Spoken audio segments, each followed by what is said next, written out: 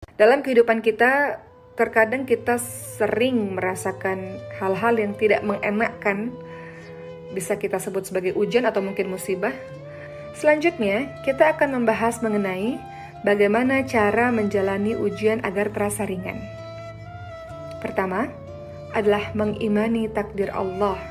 Dalam hadis riwayat Muslim, Rasulullah SAW bersabda, Allah telah mencatat takdir setiap makhluk sebelum 50.000 tahun sebelum penciptaan langit dan bumi. Dan Ibnu Qayyim mengatakan, landasan setiap kebaikan adalah jika engkau tahu bahwa setiap yang Allah kehendaki pasti terjadi, dan setiap yang tidak Allah kehendaki tidak akan terjadi. Jadi ini membuat kita merasa lebih ringan. Ujian-ujian kesedihan misalnya yang terjadi kepada kita, memang ini adalah bagian dari takdir Allah yang sudah Allah berikan 50.000 tahun sebelum penciptaan langit dan bumi. Kedua, cara menjalani ujian agar terasa lebih ringan adalah yakin bahwa ada hikmah di balik cobaan yang Allah berikan ini. Teman-teman lihat dalam surah Al-Mu'minun ayat 115 sampai 116, Allah Subhanahu wa taala berfirman, A'udzu billahi minasyaitonir rajim. Afahasibtum annama khalaqnakum 'abathan wa annakum ilaina la turja'un. Yang artinya, maka apakah kamu mengira bahwa sesungguhnya kami menciptakan kamu secara main-main saja dan bahwa kamu tidak akan dikembalikan kepada kami? Ayat berikutnya Al-Mu'minun 116, Allah Subhanahu wa taala berfirman yang artinya, maka Allah Maha Tinggi, Raja yang sebenarnya, tidak ada Tuhan selain Allah, dan Allah yang memiliki arsy yang mulia. Jadi agar ujian kita terasa ringan, yakin bahwa ada hikmah di balik cobaan-cobaan tersebut. Atau teman-teman lihat dalam surah Al-Baqarah 216 misalnya. Boleh jadi apa yang kita tidak suka justru itu yang terbaik untuk kita. Atau boleh jadi apa yang kita suka justru itu tidak baik untuk kita. Allah lebih mengetahui, manusia tidak mengetahui. Selalu ada hikmah, selalu ada kebaikan dalam setiap kejadian. Yang ketiga, agar kita merasa ujian atau cobaan kehidupan terasa ringan, ingatlah bahwa musibah yang kita hadapi belum seberapa. Kata Rasulullah apa? Musibah yang menimpaku sungguh akan menghibur kaum muslimin. Atau dalam lafaz lain Rasulullah SAW bersabda, siapa saja yang terasa berat ketika menghadapi musibah, maka ingatlah musibah yang menimpaku. Ia tentu akan merasa ringan dengan musibah tersebut. Ingat bahwa Rasulullah SAW sudah yatim piatu sejak kecil.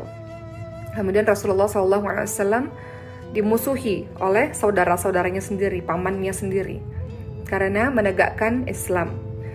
Kemudian kita lihat lagi Rasulullah SAW kehilangan harta-hartanya, kemudian diusir dari kampung halamannya, kemudian dicaci maki, sahabat-sahabatnya diperlakukan dengan tidak baik, disiksa dan sebagainya.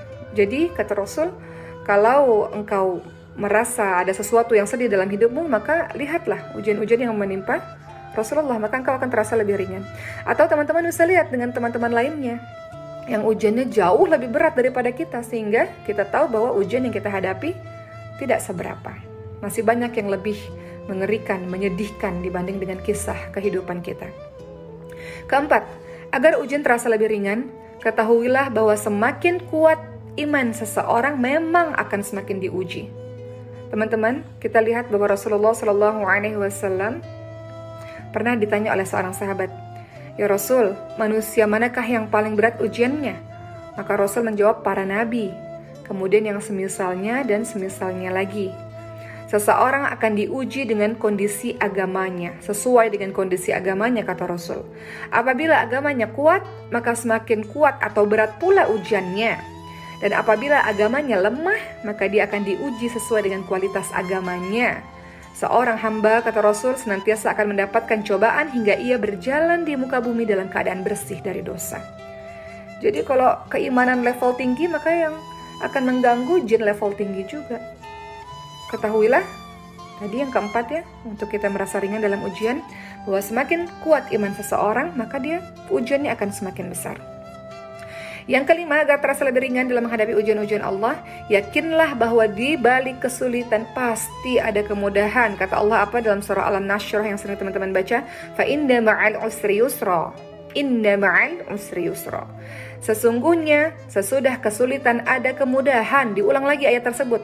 Sesungguhnya sesudah kesulitan ada kemudahan. Pasti ada kemudahan. Allah kasih ujian, Allah kasih solusi teman-teman sekalian. Bahkan Allah sendiri yang janji. Dalam setiap kesulitan yang kau hadapi ada kemudahan, jangan khawatir. Selama engkau bersama dengan Allah, Allah hanya ingin lihat seberapa jauh keimananmu, kedekatanmu kepada Allah. Allah akan kasih solusi dari permasalahanmu. Kemudian yang keenam, supaya engkau merasa lebih ringan dalam menghadapi ujian-ujian kehidupan, hadapilah cobaan dengan bersabar. Bersabar. Ali bin Abi Thalib radhiyallahu anhu mengatakan, sabar dan iman adalah bagaikan kepala pada jasad manusia. Oleh karenanya, tidak beriman dengan iman yang sempurna jika seseorang tidak memiliki kesabaran. Apa itu sabar, sahabat sekalian? Sabar adalah menahan hati dan lisan dari berkeluh kesah, serta menahan anggota badan dari perilaku emosional seperti menampar pipi, merobek baju, dan yang lainnya. Kemudian yang ketujuh, cara agar kita ringan dalam menghadapi ujian, bersabarlah di awal musibah. Kata Rasulullah ketika melihat ada seorang perempuan menangis di kuburan meratap, kata Rasul untuk bersabar kepada perempuan tersebut. Dan Rasul pun menasihati perempuan tersebut bahwa yang namanya sabar seharusnya dimulai ketika awal ditimpa musibah. Itulah yang disebut sebagai sabar yang sebenarnya. Sabar yang sebenarnya bukanlah ketika telah mengeluh lebih dulu di awal musibah. Justru dari awal ada musibah, maka bersabar. Kedelapan, cara agar ringan dalam menghadapi ujian, yakin bahwa pahala sabar begitu besar. Teman-teman ingat surah Az-Zumar ayat 10, Allah Subhanahu wa taala berfirman, A'udzu billahi minasyaitonir rajim. Innama yuwaffas sabiruna ajrahum bighairi hisab. Apa artinya? Sesungguhnya hanya orang-orang yang bersabarlah yang dicukupkan pahala mereka tanpa batas.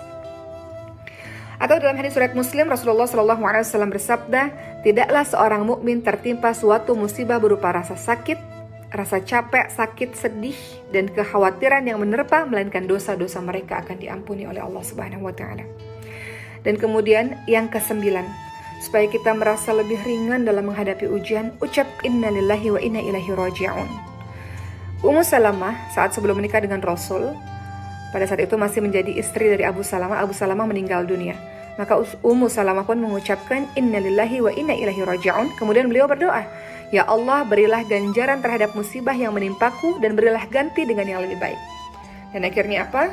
Allah berikan kesabaran untuk Ummu Salamah dan Ummu Salamah akhirnya menikah dengan Nabi Muhammad SAW. Allah ganti dengan yang lebih baik.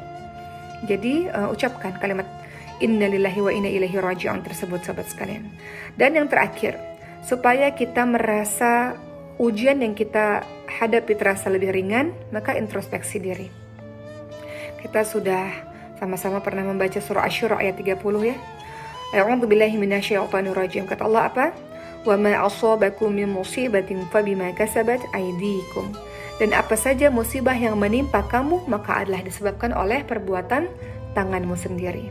Musibah atau cobaan yang terjadi kepada kita bisa saja disebabkan dosa-dosa yang pernah kita perbuat, baik itu misalnya syirik atau dosa-dosa besar lainnya, maksiat dan lainnya.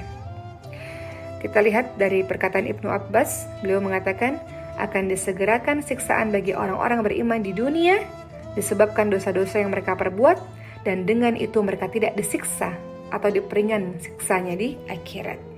Jadi mudah-mudahan dengan 10 poin yang sudah saya sampaikan tadi, teman-teman merasa lebih ringan dalam menghadapi ujian-ujian Allah. Itu pasti terjadi di kehidupan kita, dan senantiasa dekat kepada Allah, karena musibah terbesar bagi seorang mukmin adalah ketika dia berlari jauh daripada Allah Subhanahu wa taala.